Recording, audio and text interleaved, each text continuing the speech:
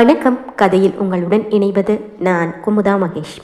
கூட்டம் அதிகம் இல்லாத அந்த சிறிய ரெஸ்டாரண்டில் நுழைந்த கரணும் தேவாவும் காஃபி ஆர்டர் செய்து குடித்து கொண்டிருந்தனர். தேவா, அங்கிள் கிளம்பிட்டாரா என்று கரண் கேட்க, அப்பவே கிளம்பிட்டார்னு சொன்னாருடா, இந்நேரத்துக்கு வந்திருக்கணும் என்று தேவா சொன்ன 5 நிமிடத்தில் அவர்களுடன் வந்து சேர்ந்து கொண்டார் ராஜன். அங்கிள், என்ன சாப்பிட்றீங்க, காஃபியா டீயா என்று தேவா கேட்க, இல்லை தம்பி, இப்போதான் வீட்டில் சாப்பிட்டுட்டு வந்தேன், எனக்கு எதுவும் வேண்டாம் என்று சொன்ன ராஜனின் முகத்தில் கவலை ரேகைகள் தென்பட, என்ன அங்கிள், ரொம்ப டென்ஷனாக இருக்கிற மாதிரி தெரியுது. நீங்கள் ஒன்றும் கவலைப்படாதீங்க, இப்போ வரைக்கும் எல்லாமே நம்ம திட்டப்படி தான் நடந்துட்டுருக்கு என்று தேவா கூற, எல்லாம் சரிதான் தம்பி, ஆனால் எனக்கு என்னவோ ராகினி வாழ்க்கையில் ரிஸ்க் எடுக்கிறோமோன்னு தோணுது. பாஸ்கர் ரொம்ப மோசமானவன்னா அவன் பையன், அதுக்கு மேலே பொண்ணு பார்க்க வந்தப்போ பார்த்தீங்கல்ல அவனோட பேச்சும் நடவடிக்கையும், இதில் நிச்சயதார்த்த தேதியும் கல்யாண தேதியும் வேற குறிச்சாச்சு. எனக்கு மனசு ஒரே படபடப்பாக இருக்குது என்று அவர் கரனை பார்த்தபடியே சொல்ல, அங்கிள், ராகினியை கல்யாணம் பண்ணிக்க போகிற மாப்பிள்ள கரண், ராகினிக்கும் அவனை தான் பிடிச்சிருக்கு. அப்படி இருக்கும்போது நீங்கள் எதுக்கு அந்த பாஸ்கரை நினச்சி கவலைப்படுறீங்க? அவன் விஷயத்தை என்கிட்ட விட்டுடுங்க, நான் பார்த்துக்கிறேன் என்றான் தேவா. இனி அடுத்து என்ன செய்ய வேண்டும் என்பதை பற்றி கரணும் தேவாவும் திட்டங்களை வகுத்து கொண்டிருக்க அதை உன்னிப்பாக கேட்டுக்கொண்டிருந்தார் ராஜன். அவர் மனதில் இப்போது கொஞ்சம் தெளிவு பிறந்திருந்தது. அங்கிள், நீங்கள் இப்போ என் கூட வந்தீங்கன்னா கரண் வீட்டுக்கு போய் அவங்க அம்மாவையும் பார்த்து பேசிட்டு வந்துடலாம் என்று தேவா சொல்ல, அவர்களுடனே கிளம்பி சென்ற ராஜன் கரண் வீட்டிற்கு சென்று அவன் தாயுடன் சேர்ந்து கரண் ராகினி திருமண விஷயத்தை பேசி முடித்தார்கள். ஜானகியும் ரஞ்சித்தும் ராகினி விக்னேஷ் திருமணத்திற்கான ஏற்பாடுகளை செய்து கொண்டிருக்க, கரண், தேவா, ராஜன் மூவரும் ஒன்றாக இணைந்து பாஸ்கரை வீழ்த்துவதற்கான அவர்கள் திட்டத்தை செயல்படுத்தி கொண்டிருந்தார்கள். இங்கு நடப்பது எதுவும் தெரியாமல் ரதியும் ராகினியும் தேவா கரணுக்கும் ராகினிக்கும் திருமணம் செய்து வைப்பான் என்ற நம்பிக்கையில் அமைதியாக காத்திருந்தனர். நிச்சயதார்த்த நாளும் வந்தது. ராகினியை தன் மனைவியாக்குவதற்கு அச்சாரமாக அவள் கையில் நிச்சயதார்த்த மோதிரத்தை அணிவித்தான் விக்னேஷ். ராகினியோ வேண்ட வெறுப்பாக முகத்தை வைத்திருக்க, விக்னேஷ் அவளிடம் குழைந்து பேசி கொண்டிருந்தான். இந்த நிச்சயதார்த்த விழாவிற்கு கரண் வரவில்லை. தேவா அழைத்தான், ஆனால் கரண் வர மறுத்துவிட்டான். நிச்சயதார்த்தம் முடிந்து பாஸ்கர் வீட்டினர் கிளம்பி சென்றவுடன் ரதியும் தேவாவும் ராகினியை அழைத்து கொண்டு கோவிலுக்கு சென்றனர். அங்கு கரணும் அவன் அம்மாவும் அவர்களுக்காக காத்திருந்தனர். அப்படியே அச்சு அசல் விக்னேஷ் வாங்கி வந்தது போலவே இன்னொரு மோதிரம் கரணின் கையில் இருந்தது. இதுவும் தேவாவின் ஏற்பாடுதான். விக்னேஷ் போட்ட மோதிரத்தை கழட்டி கோயில் உண்டியலில் போட்டுவிட்டு கரண் ராகினியின் கையில் நிச்சயதார்த்த மோதிரத்தை அணிவித்தான். ராகினியின் முகத்தில் அப்போதுதான் சந்தோஷமே வந்தது. கரணின் அம்மா, என் மருமக என்று ராகினியின் முகத்தை வருடி திருஷ்டி முறித்தார். திருமணத்திற்கான ஏற்பாடுகள் தடபுடலாக நடந்து கொண்டிருந்தது. இதற்கிடையில் விக்னேஷ் 10 நாட்கள் வெளியூர் பயணம் சென்றுவிட, தினமும் ராகினியின் கல்லூரி முடிந்ததும் கரணும் ராகினியும் சந்தித்து பேசுவது வாடிக்கையானது. திருமணத்திற்கு இன்னும் 4 நாட்களே இருக்கும் நிலையில் ராகினி ஒருபுறம் திருமணம் செய்து கொள்ளலாம் என்று கரனை கேட்டுக்கொண்டே இருக்க, ரதி ஒருபுறம் தேவாவை நச்சரித்து கொண்டிருந்தாள். தேவா, இன்னும் 4 நாள் தான் இருக்கு, எதுக்கு கடைசி நிமிஷம் வரைக்கும் வெயிட் பண்ணணும்? இப்பவே கரணியும் ராகினியும் கூட்டிட்டு போய் ஏதாவது ஒரு கோயிலில் கல்யாணத்தை பண்ணி வச்சிடலாம் என்று ரதி சொல்ல, தேவாவின் திட்டமோ வேறாக இருந்தது. இன்னும் கொஞ்சம் வெயிட் பண்ணுவோம், அதுக்குள்ள அவசரப்பட வேண்டாம் என்று அவன் பொறுமையாக சொல்ல, நீங்கள் இப்படி சொல்லி முகூர்த்த நாள் வந்துடும், இன்னும் 3 நாள் தான் இருக்குது, கொஞ்சமும் டென்ஷன் இல்லாமல் கூலாக இருக்கீங்க, என்னால் அப்படி இருக்க முடியல, என்னதான் பிளான் பண்ணி வச்சுருக்கீங்க, தயவு செஞ்சு என்கிட்டையும் சொல்லுங்க என்று அவள் கேட்க, செல்லம்மா, எனக்கு ஆஃபீஸ்க்கு டைம் ஆச்சு, உனக்கும் காலேஜுக்கு டைம் ஆயிட்டிருக்கு, கிளம்பலாமா என்று தேவா பேச்சை மாற்ற, என்கிட்ட எதுவுமே சொல்ல மாட்டீங்கல்ல, நீங்கள் கிளம்புங்க, நான் இன்னைக்கு லேட்டாக போனால் போதும் என்று கோபமாய் ரதி சொல்ல, அவள் தன்மேல் கோபத்தில் இருக்கிறாள் என்பதை புரிந்து கொண்டவன் தன் புருவத்தை உயர்த்தி தலையை ஒரு புறம் சரித்து ரதியை பார்க்க, அவளோ அவன் முகத்தை பார்க்காமல் வேறு பக்கம் திரும்பி கொண்டாள். இப்பதானே சொன்னீங்க ஆஃபீஸ்க்கு டைம் ஆச்சுன்னு, கிளம்பாம நின்றுட்டே இருந்தா எப்படி, கிளம்புங்க முதல்ல என்று ரதி சொல்ல, Chellamma is hot, very very hot என்று அவன் கண்கள் அவள் மேனியை துளைக்க, ஆமா செல்லம்மா ரொம்ப ஹாட் தான், கிளம்பி போங்க முதல்ல, இல்லைன்னா எரிச்சிடுவேன் என்று தேவாவை பின்னால் இருந்து தள்ளி வந்தவள் வாசல் வரை வந்து அவனை விட்டு செல்ல, ஓகே பாய், சாயங்காலம் மீட் பண்ணலாம் என்று சொல்லிவிட்டு தேவா அலுவலகத்திற்கு கிளம்பி விட்டான். இங்கு ரதிக்கு தலையே வெடித்து விடும் போல இருந்தது. அட்லீஸ்ட் கரண் ராகினி விஷயத்துல இவர் என்ன பிளான் பண்ணி வச்சிருக்காருன்னு என்கிட்ட சொல்லலாம், வாயை திறக்க மாட்டேங்கிறாரு. நான் ஏதாவது கேட்டா அப்படியே பேச்சை மாத்திடுறாரு என்று முணுமுணுத்து கொண்டவள், வரட்டும், இன்னைக்கு சாயங்காலம் நான் கேட்கறதுக்கெல்லாம் அவர் பதில் சொல்லிதான் ஆகணும், எங்கேயும் தப்பிக்க முடியாது என்றவள் கல்லூரிக்கு கிளம்பி சென்று விட்டாள். அன்று இரவு உணவை முடித்த தேவா அறைக்கு வரவும் ரதி அவளுடைய பெட்ஷீட்டை விரித்து தலையணை வைத்து அதில் உட்கார்ந்து எழுதி கொண்டிருந்தாள். செல்லம்மா, என்னாச்சு? ஏன் கீழே உட்கார்ந்து எழுதிட்டு இருக்க என்று தேவா சர்வசாதாரணமாக கேட்க, ஆமா, இனிமே அப்படிதான். ராகினிக்காரன் விஷயத்துல என்ன பிளான் பண்ணி வச்சிருக்கீங்கன்னு எனக்கு இப்ப தெரிஞ்சாகணும்.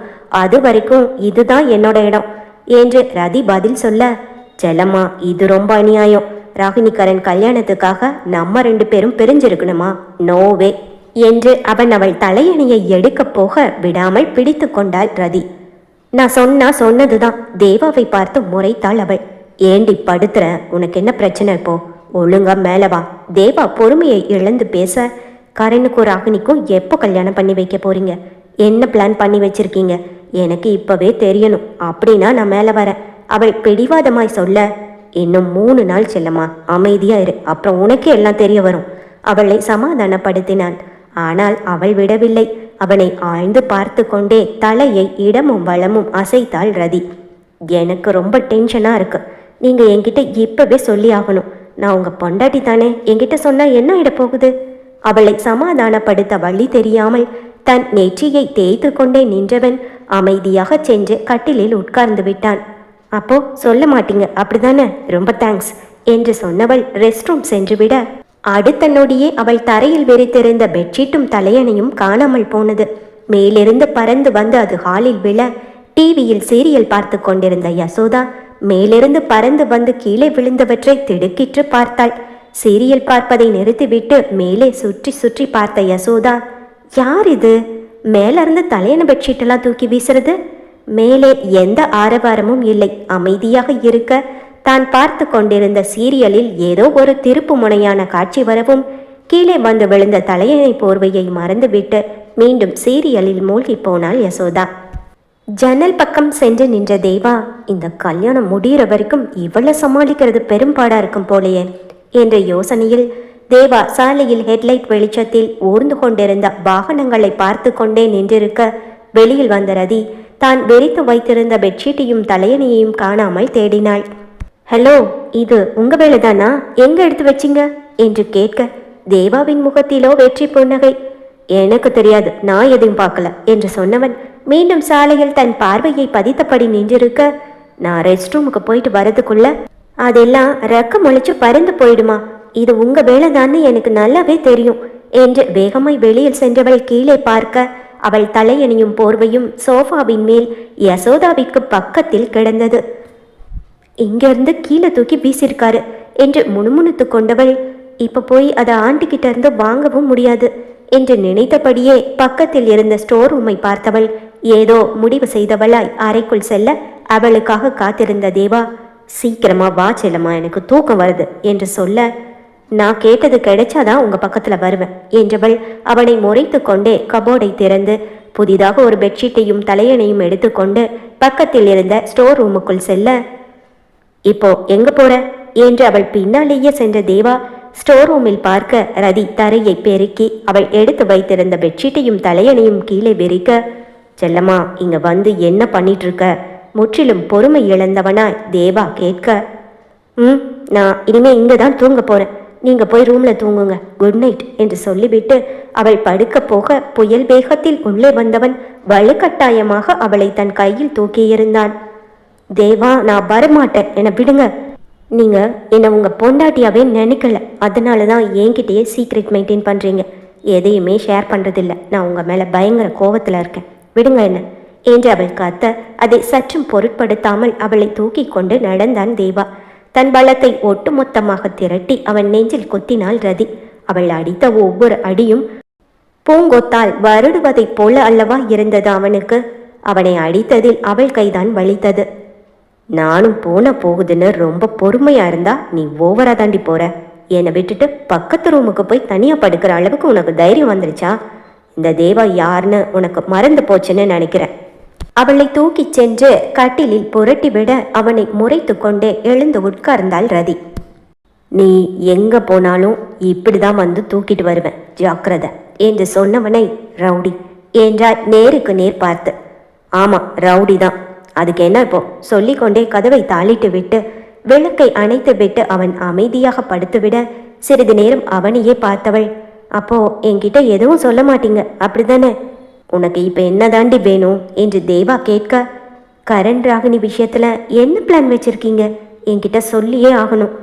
தான் பிடித்த முயலுக்கு 3 கால் என்று ரதி பிடிவாதமாய் இருக்க தன் கண்களை மூடி ஆழ்ந்து மூச்சை இழுத்து விட்ட தேவா, இப்போ உனக்கு என்ன? ராகினிக்காரன் கல்யாண விஷயத்துல என்ன நடக்க போகுதுன்னு தெரியணும், அவ்வளவுதானே என்று சொல்ல, ஆமாம் என்று குழந்தையைப் போல தலையசைத்தாள் ரதி.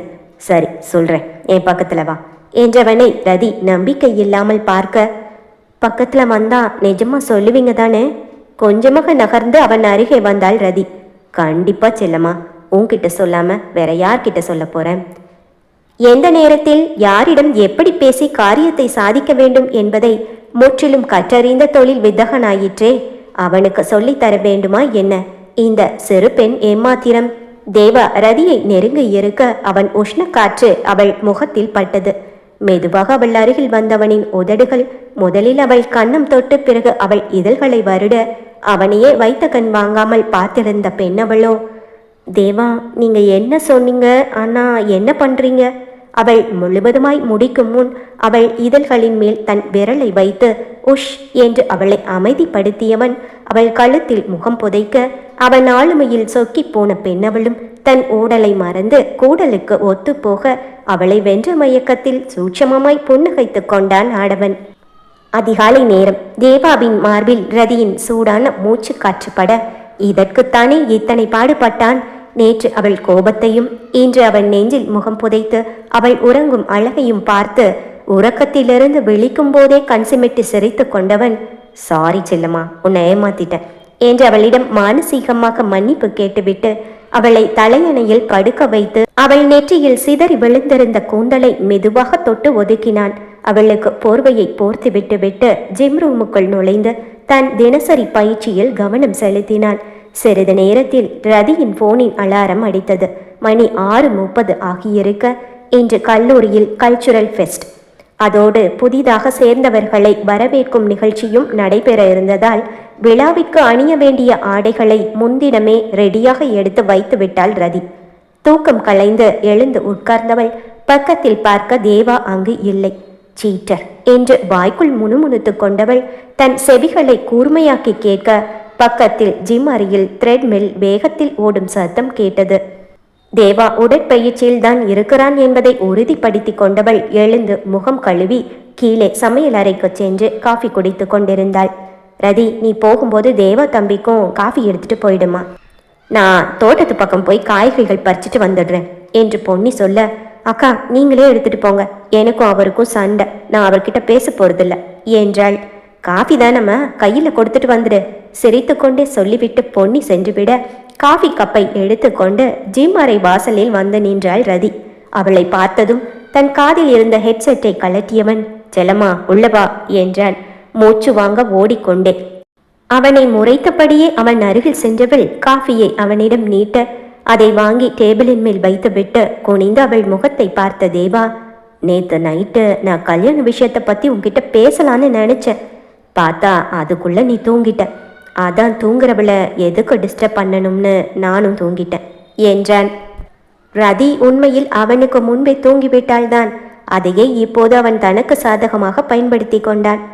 நீங்க என்ன நேத்து நல்லா ஏமாத்திட்டீங்க, ஆனா இனிமே அது நடக்காது ரதி அழுத்தமாக சொல்ல, தன் உடலில் வழிந்த வியர்வையை துண்டை எடுத்து துடைத்து விட்டு அவள் கொடுத்த காஃபியை ஒரு சிப் குடித்தவன், வேண்டா செல்லம்மா, என்கிட்ட சவால் விட்டனா அப்புறம் நீ தான் தோத்து போயிடுவ கொஞ்சமும் அலட்டி கொள்ளாமல் அவன் சொல்ல, பார்க்கலாம் அதையும் பார்க்கலாம் என்று சொல்லிவிட்டு அறைக்கு சென்று குளித்து அழகான கல்ச்சுரல் ஃபெஸ்டுக்கான ஆடையை அணிந்து கொண்டு ரதி வெளியில் வர அவளை அப்போதுதான் புதிதாக பார்ப்பது போல பார்த்தான் தேவா.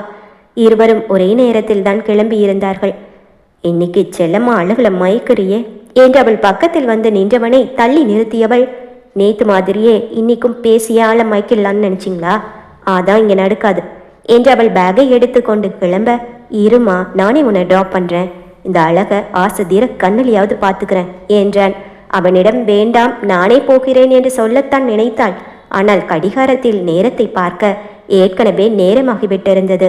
இனி கேப் புக் செய்து அது வந்து நேரமாகிவிடும் என்று நினைத்தவள் தேவாவுடனே சென்று விடுவது என்று முடிவு செய்து கொண்டாள்.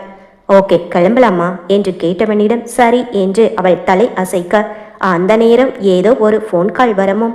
Very good. பேர் என்ன? பிரேமாவா? ஓகே, பிரேமாவை நான் சொல்கிற இடத்துக்கு கூட்டிகிட்டு வந்துடுங்க. நான் அவளை மீட் பண்ணியே ஆகணும். ஆமாம், அவள் எங்கே தங்கியிருக்கா என்று தேவா பேசிக்கொண்டிருக்க பிரேமா என்ற பெண்ணின் பெயரை கேட்டதும் ரதி அவன் பேச்சையே கூர்ந்து கவனிக்க ரதி தன்னை கவனிக்கிறாள் என்பதை உணர்ந்த தேவா ஓகே நோ ப்ராப்ளம், நான் இப்பவே வரேன் என்று பேசிக்கொண்டே நடந்தவன் திரும்பவும் ரதியிடம் வந்த வேகத்தில் அவள் கன்னத்தில் முத்தமிட்டு விட்டு சாரி, ஒரு அவசரமான வேலை, நான் உடனே கிளம்பியாகணும். நீ இப்போ போ, சாயங்காலம் நானே வந்து உன்னை பிக்கப் பண்ணிக்கிறேன் என்று சொல்ல ஒரு நொடி அமைதியாக தேவாவையே பார்த்த ரதி யார் அந்த பிரேமா என கேட்டாள். செல்லம்மா, இப்போ உன்கிட்ட பேசுறதுக்கு எனக்கு டைம் இல்லை, ரொம்ப அர்ஜென்ட், நான் உடனே போயாகணும், பாய். டிரைவர் லீவில் இருக்காரு, நான் உன்னை அப்பாவை ட்ராப் பண்ண சொல்கிறேன் என்று மனோகரிடம் சொல்லி ரதியை கல்லூரியில் விடும்படி கூறிவிட்டு அவன் வேகமாக கிளம்பி சென்று விட்டான்.